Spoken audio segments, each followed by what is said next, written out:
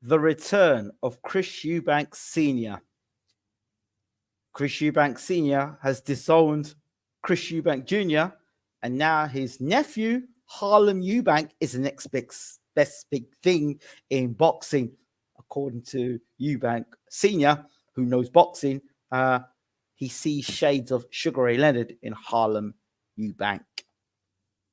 Congratulations to Harlem Eubank on his win on Saturday night back in my hometown of Brighton. And yeah, let's talk about it all on BWTM Sports Gaming. I got a whole lot of things to share with you.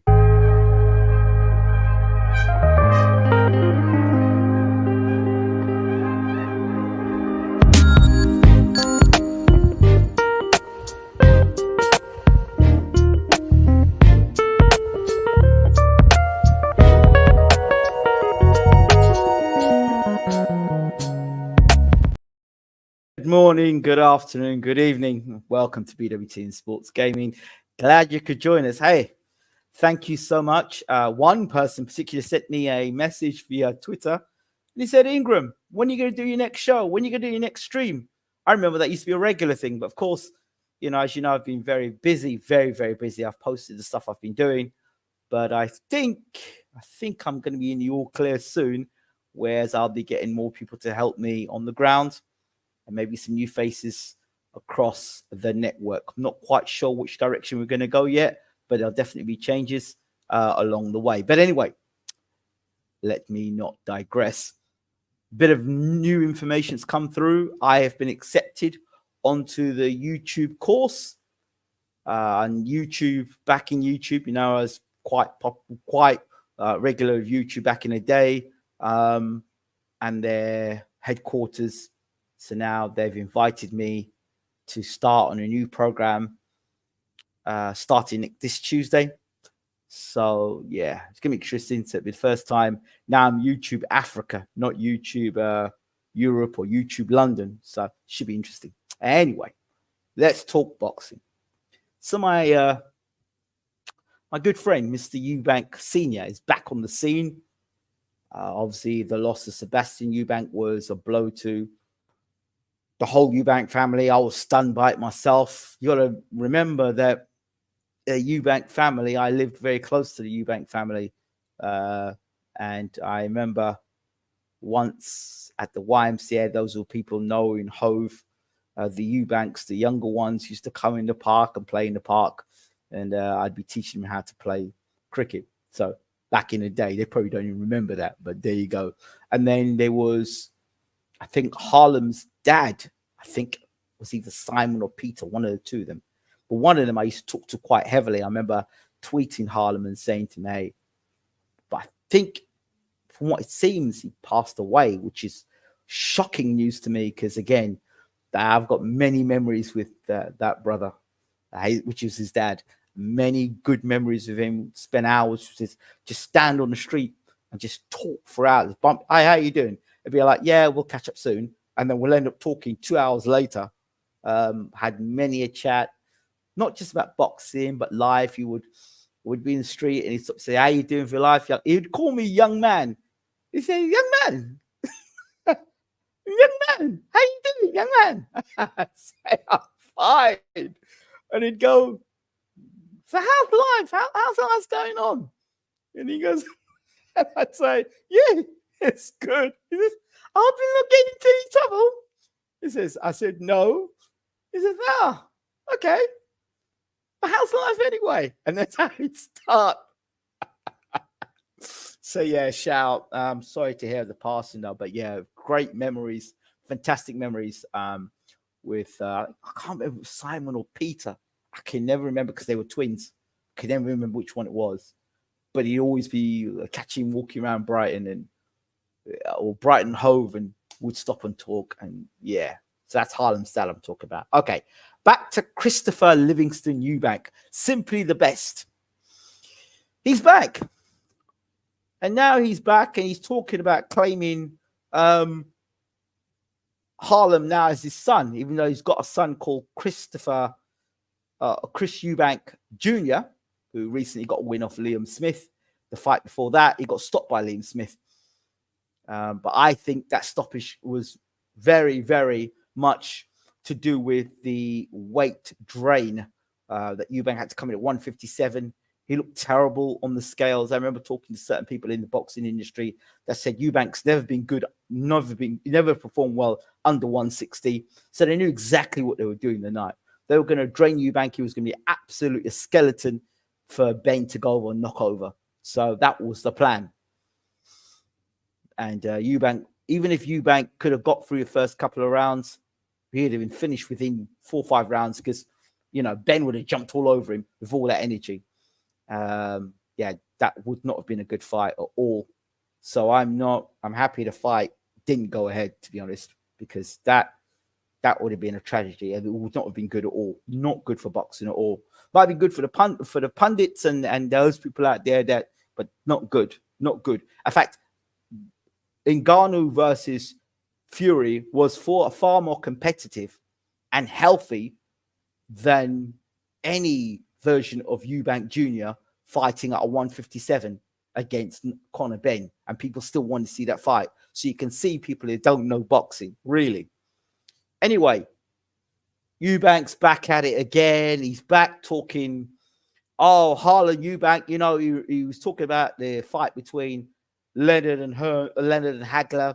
I remember that famous moment. I think it might have been even the 10th or the 12th round where Hagler backed up Leonard, and Leonard was on the ropes, and Leonard went with that combination, and all you see is Hagler's head going back, and then Leonard chipped it. Yeah, great fight, great fight. But how the hell Eubank says he knows boxing? Eubank says he knows boxing, but my friends, I don't understand this man. Chris, I love you. I love you, man. I love you. You advised me in my own boxing. You advised me a lot. You gave me a lot of wisdom. We talked a lot. I respect you, my friend. I don't know what you've been sniffing or drinking or smoking, but I think you need a refund, because if you're talking about Harlem Eubank and saying he throws punches and combinations like Sugar Ray Leonard, I think you need to go back and look at that tape again. When Sugar Ray Leonard let them punches off against Hagler, he wasn't getting hit flush with his chin in the air, getting hit with taking big shots. So I don't know where Eubank is going with his talk. I don't know where he's going. Now, let us take us back to Eubank Sr., the promoter. Remember back in the day where Eubank was saying, yeah, Chris Eubank Jr., next generation, and yeah, he's going to be better than Floyd Mayweather. Remember how those words came back to haunt us? Chris Eubank Jr. is going to be better than Floyd Mayweather. What, senior? Which Eubank, which Mayweather are we talking about here? Because you're the same man that said that. Now, the same man, Chris Eubank Sr., says he knows boxing, yeah? When did Chris Eubank fight for a world title? I think before he fought for a world title, I'm sure he had a WBO international title. Eubank went to Barry Hearn, and he said to Barry Hearn, the minute I get beat, I'm out of this room, or I'm out of this contract. So Barry Hearn had Eubank fight a whole load of people that he didn't know anything about, right? Yet, his son, with limited amateur experience, stuck him in against Billy Joe Saunders for the British, Commonwealth, and European title, and Eubank Jr. had not even finished a 12-round fight. I fight for my rating. I think it was 10 rounds he did against Nick Blackwell. 12 rounds. So that's why Eubank fought Billy Joe Saunders, and the first 6 rounds he didn't do anything because he was scared of gassing out. Is that really guiding your son the right way? I don't think so. So you'll talk about that because you didn't do that with your own career. You didn't take chances in your career until you had to fight Nigel Benn. Yep. And remember, early in your career, there was a Mike McCallum fight. Remember that fight that you swerved? Yeah. But you went and put your son in a fight against Billy Joe Saunders. He clearly was not ready for. Clearly not ready for. But here you are talking like the way you're talking. Now you talk about Harlem Eubank. You're taking that same rap. You have not learned your lesson from talking up Chris, your son. Now you're going across to your nephew, piping up, talking that rubbish again. Oh, yeah, when he put his punches together and when he backs him up against the ropes, he fights like Sugar Ray Leonard. What I saw was a guy going blow for blow, punch for punch, and at times leaving his chin in the air and getting tagged.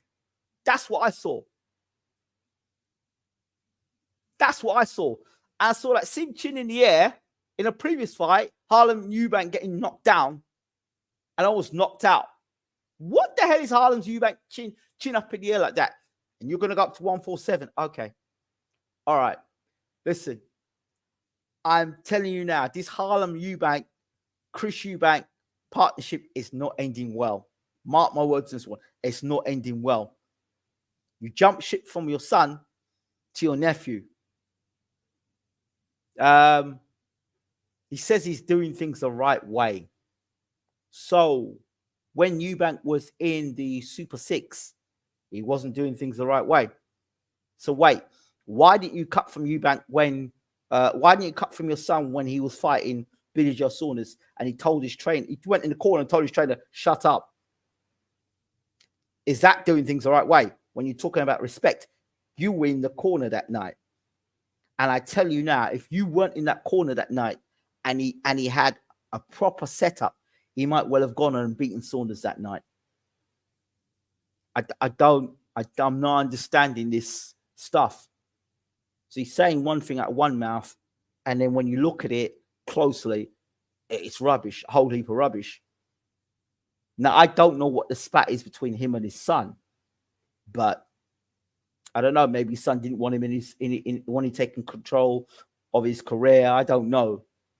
But clearly, with Eubanks Jr. going to take a fight at 157, we've seen how detrimental that is. Harlem Eubank is a good fighter. Don't get me wrong. But he certainly does not need the hype of Chris Eubank Sr. because he's, 147. 147. And you go try and fight Conor Ben. And you leave your chin up in the air like that. You are as Nigel Ben said about Michael Watts, he once said, I'll hit him so much with the left. I'll hit him so much to the left, if you're crying for a right. So that is what is going to happen to Harlem Eubank if he goes anywhere near Conor Ben. Because first and foremost, you leave your chin up in the air. You leave you're fighting and you leave your chin up in the air. And you can see Conor coming with him swinging overhand rights. And it's one and it's curtains to Harlem Eubank. Sorry. And so what happens now when Eubank Sr., Eubank Jr. and Conor Ben fight? What happens to that? Are you going to suddenly jump back to your son? How's that going to work in the promotions?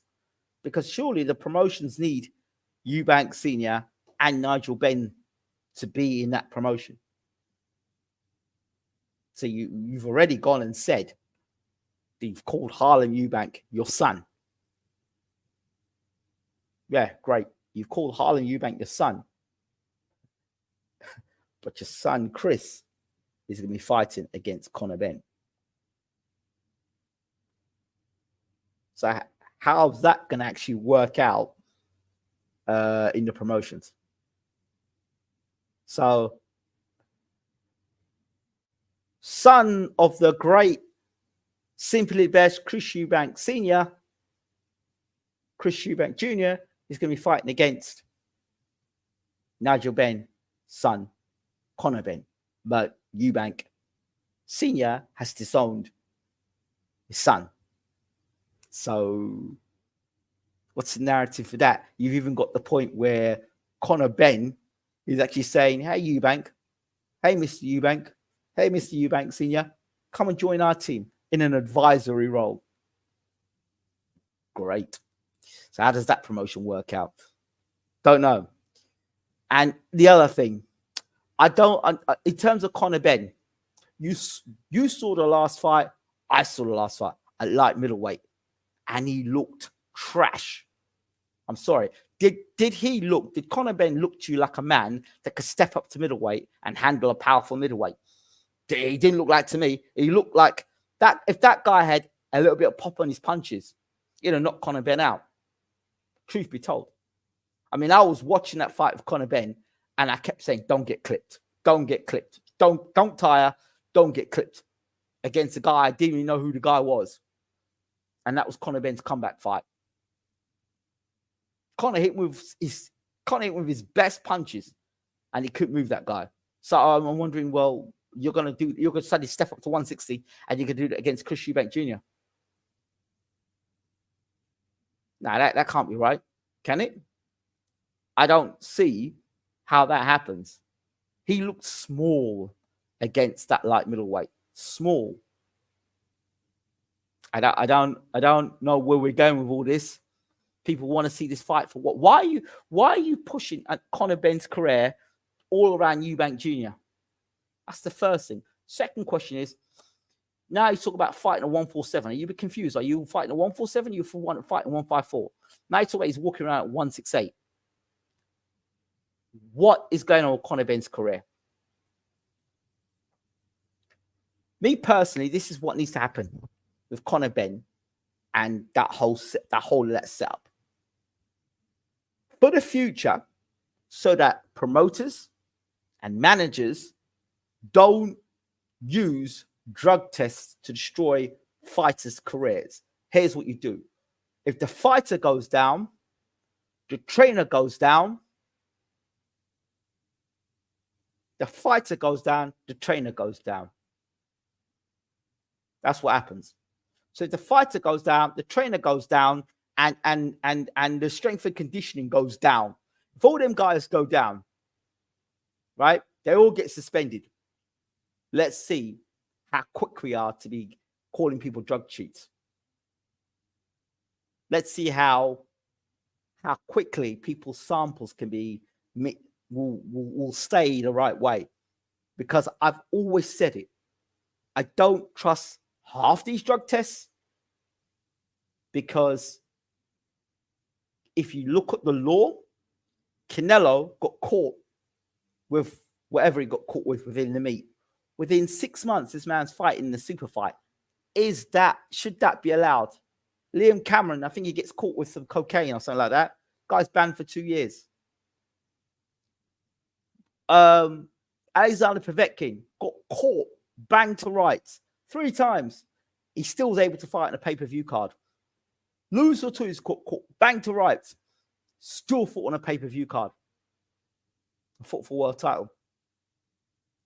Jarrell Miller, who called out Anthony Joshua for allegedly using whatever, medicated, whatever it was. He called him out for that. He got banned. And we didn't see much of Jarrell Miller. So you tell me, when I look at the drug situation, if they're inconsistent with who they're banning, they're damn well inconsistent with the drug testing. So, yeah, that's what I say. Oh, you don't want to take this fight? Oh, you don't want to take that fight? Okay, we'll ruin your career. Because I've heard it enough. I've heard enough when promoters are saying, you've got to take this fight. We've invested in you. And I suspect with Conor Benn, the reason why they're pushing the Chris Eubank Jr. fight is because they've invested in Conor Benn and they need that money back. And the way to get the money back is obviously for Benn to fight Chris Eubank Jr. Yeah. And if he fights at 160, they can say, well, the weight was too big for him. He can always come back down to 147. But the damage that may be done in a fight at 160 against Chris Eubank Jr. is the concern I have. Viewer, hey Ingram, I'm the guy who DM'd you. Big fan. Thank you, my friend. I appreciate you so much. And you're the inspiration behind this show tonight. Chris Eubank Senior back with Blue Peter badge, General. Hey, Michael, how you doing? Eubank is going to get Harlem seriously hurt. I agree. Harlem Eubank is hype up. Chris Eubank hype up, bro. It is. Have we all forgotten that he's still a drug cheat? Conor BENN, we're talking. Or Anthony Joshua, or Canelo, or Jura Miller, or Povetkin, or Ortiz, or Dillian White, or who are we talking about here? The problem is that the promoters get the results and it's up to them who they expose. That's why AJ never gets exposed. That's interesting. But this is what I said to you. This is what I'm saying. There has to be a way that maybe these results should be public. Maybe these results should be public. So promoters find out the same day as the public do. That'd be nice. Be interesting. Conor BENN, yes. Well, is he guilty or has he been stitched up? Has he been stitched up? Has Conor been stitched up? And if he's got stitched up, why would he get stitched up? You know that obviously Eddie hasn't. Half the fights that haven't been made is because Eddie has pissed off other promoters. So it's not a long stretch by any imagination that Conor could have been set up. So that fight between BENN and Eubank didn't happen. It's possible. Eddie Hearn and Conor BENN, two knobs joined by the same hip. Well, I didn't say that, and I'm not going to say that. I'll leave you're the viewer. You say that. His hair, of course, he was stitched up. They're all on roids. Wow. Well, that's. I remember one boxer once told me they're all on it. Majority of them on it. Which is why I said back in the day, if they're all roiding up, then let it be public, and then let one roid against the other roid. But at least it's fair then. I don't know.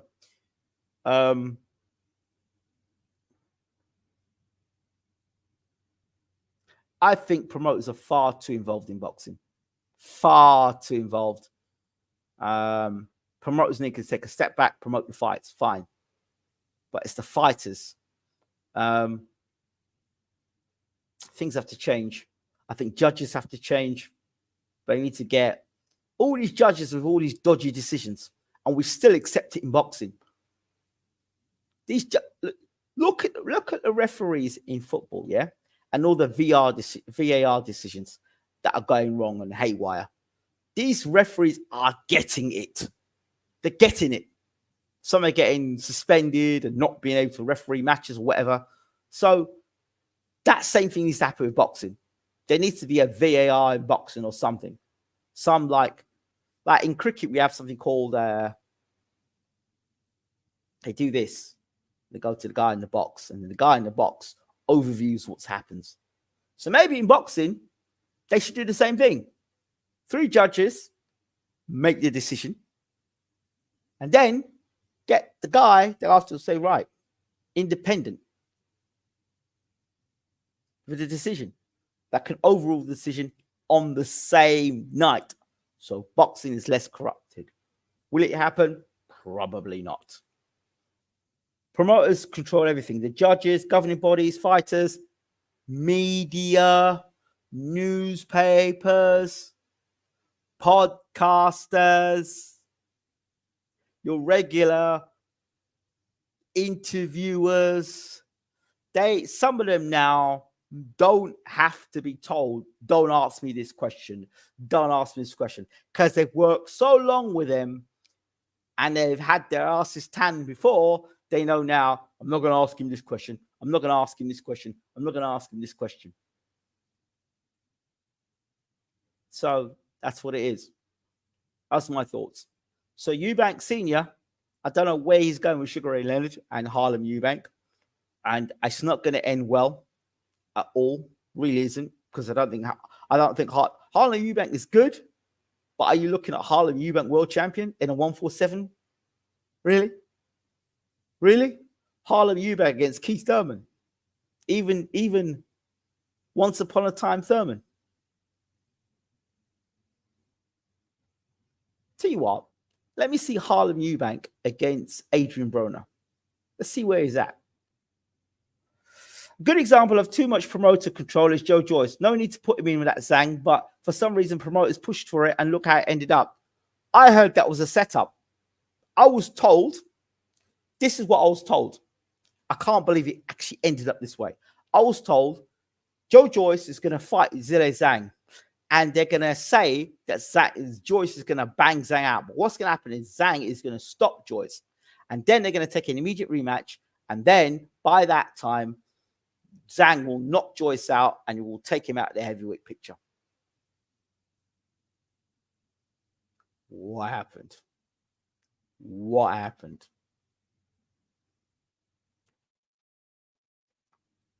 You tell me.